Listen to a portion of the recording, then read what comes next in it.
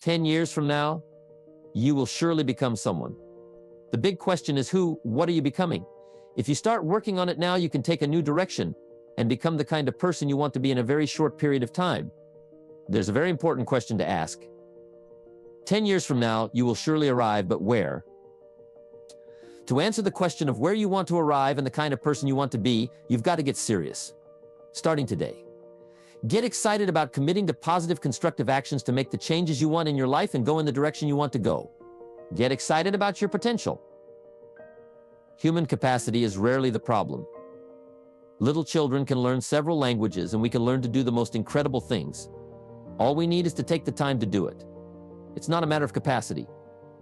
It's a matter of judgment, excitement, will, and wanting it badly enough.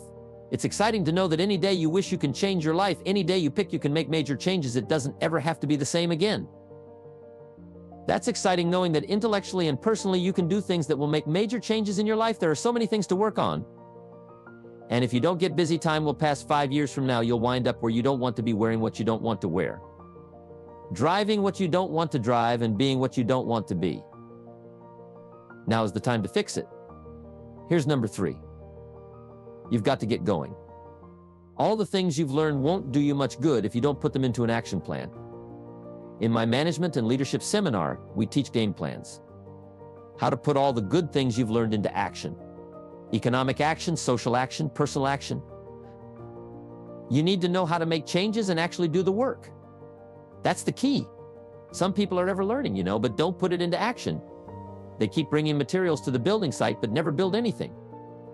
If you do that long enough, fairly soon they'll come and take you away. You've got to do something with what you've learned. You've got to take action. Learn how to design your days, weeks, and months so that you take the proper action to get the proper return you're looking for. Whether it's economic or personal, get going. It's a major key. Let me show you what triggers all emotions into activity that brings results. And results are the name of the game. Here it is. Action. You must do something about how you feel. Jesus, the master teacher, said, don't just be listeners, be doers. The world admires the doers. Whatever it takes to get you to try harder, read more, set your goals, and go for it. The next attitude disease is overcaution. Some people will never have much because they're too cautious. You can also be too reckless, but you can be too cautious. This is called the timid approach to life. My caution was always the risk. Risk used to drive me right up the wall. I used to say, what if this happens? It's called the language of the poor. Then I discovered it's all risky. The minute you were born, it got risky. If you think trying is risky, wait till they hand you the bill for not trying. If you think investing is risky, wait till you get the tab for not investing. It's all risky.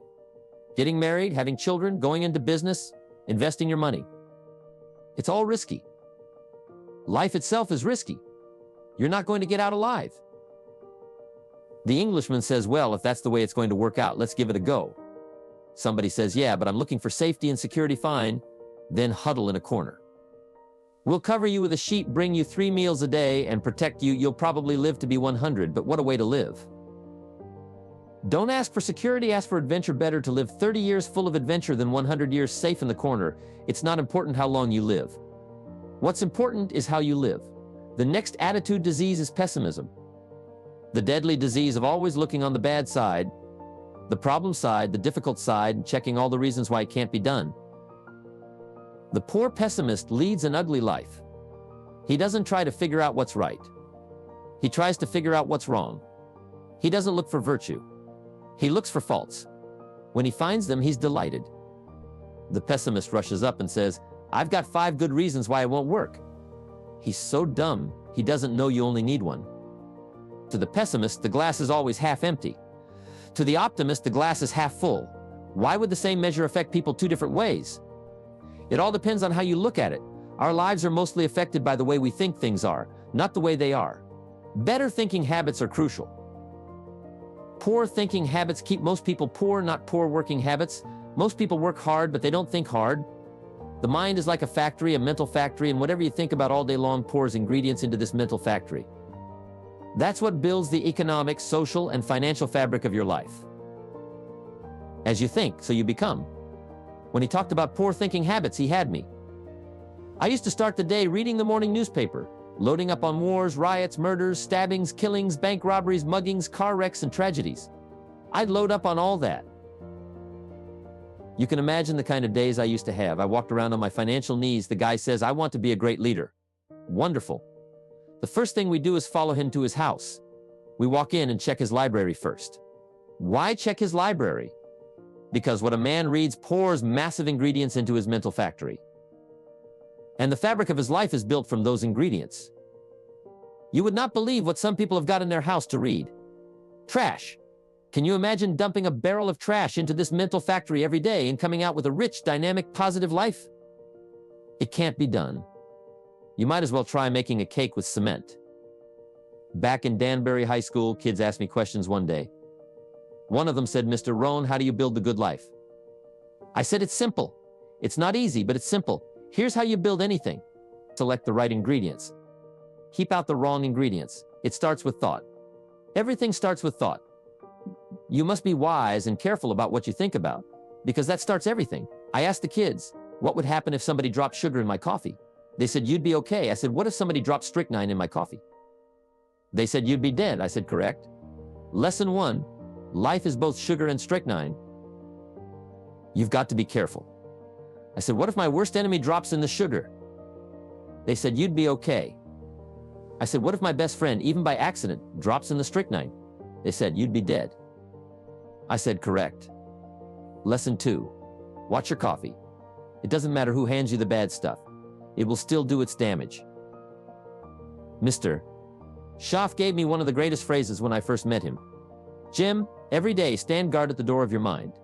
Stand guard at the door of your mind and decide what goes into your mental factory. Don't let anybody dump anything they want into your mental factory, because you've got to live with the results. Here's the last disease, and we're almost through. Engage in this one. Indulge in it even slightly.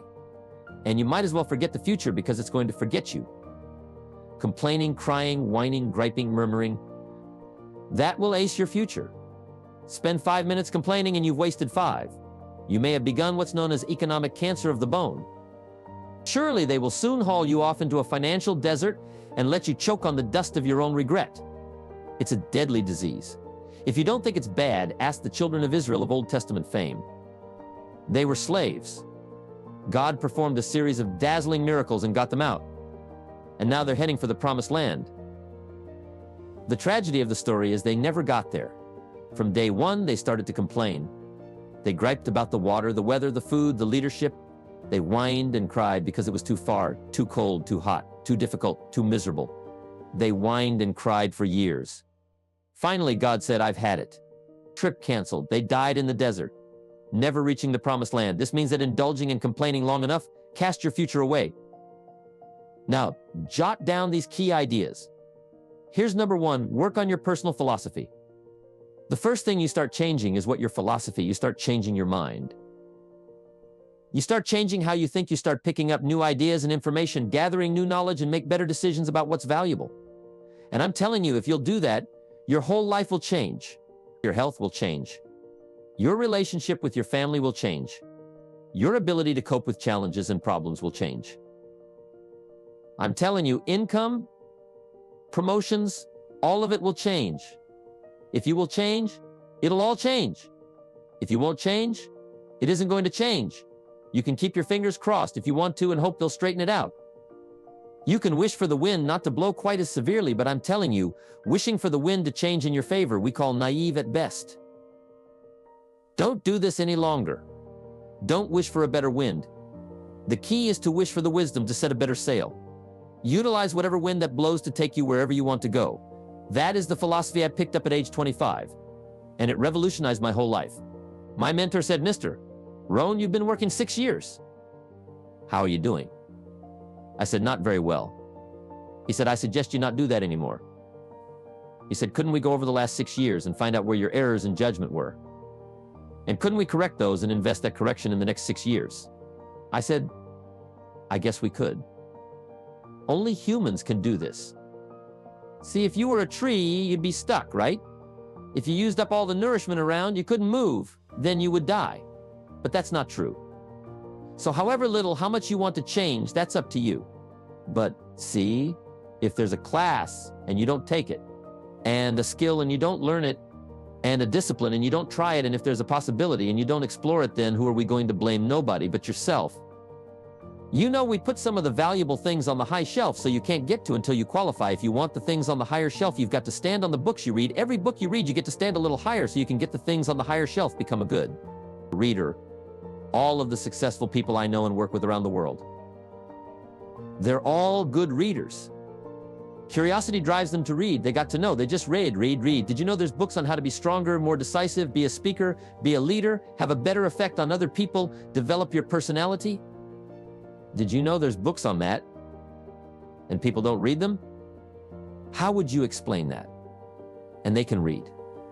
Did you know that hundreds of successful people have written their stories in books and they wrote down how they did it and people don't read it? How would you explain that? The guy's busy, I guess. You know, you get tied up. The guy says, well, if you work where I work, by the time you struggle home, it's late. You got to eat by supper, watch a little TV, get to bed. You can't sit up half the night reading, and the guy's behind on his car payment. Good worker, hard worker, sincere. But you got to be better than sincere and work hard. Otherwise, at the end of your life, you'll wind up cold, stony, broke.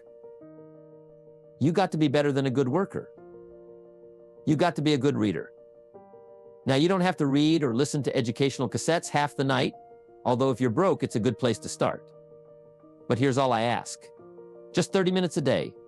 That's all.